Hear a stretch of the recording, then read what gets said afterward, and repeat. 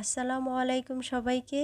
অসম্ভব মজার ঝাল কিমা পুলি পিঠা তৈরি করেছি একটু ডিজাইন করে আর ঘরে থাকা সামান্য কিছু উপকরণ দিয়ে, যা সবার ঘরেই থাকবে আর খুবই ক্রিস্পি হয়ে থাকে।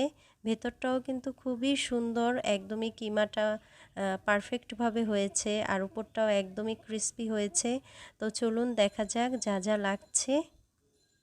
তো এখানে আমি গরুর মাংসের মিহি কিমা নিয়ে নিয়েছি 1.5 কাপ পরিমাণে। আপনারা চাইলে মুরগির মাংসও নিতে পারেন।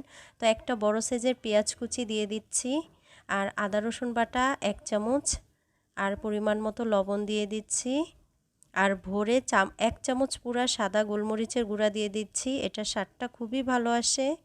তো এখানে আমি গরম মশলা ফাঁকি দিয়ে দিচ্ছি সামান্য পরিমাণে আর মরিচের গুঁড়াও দিয়ে দিচ্ছি সামান্য পরিমাণে। এখন খুব সুন্দর করে মাখিয়ে নিতে হবে, অন্যান্য কোনো মশলা দেওয়ার প্রয়োজন নেই আর এটা রান্না করারও কোনো প্রয়োজন নেই।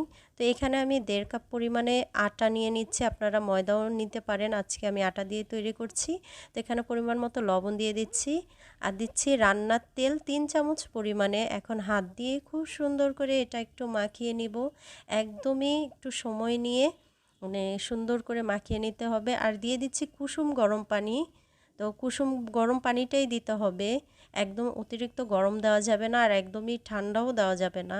তো আমি এটা রাখবো না, সাথে সাথে আটাটা গোলানো হলে আমি পিঠাটা তৈরি করে নিব এখনই।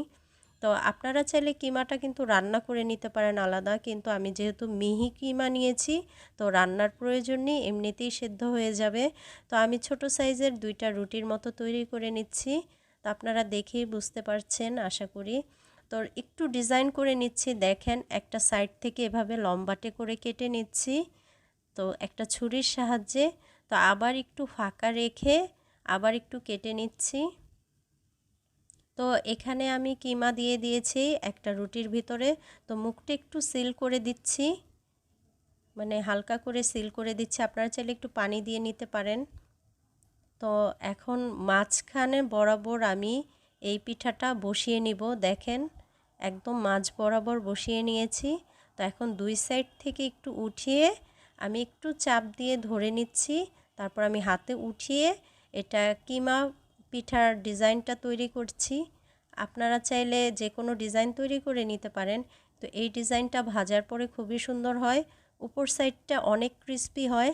দেখুন একদম মাঝ বরাবর বসিয়ে নিচ্ছি, আবার একটা দেখিয়ে দিচ্ছি। তো দেখেন এভাবে করে তৈরি করে নিতে পারেন, দেখতে কিন্তু অসম্ভব সুন্দর হয়েছে।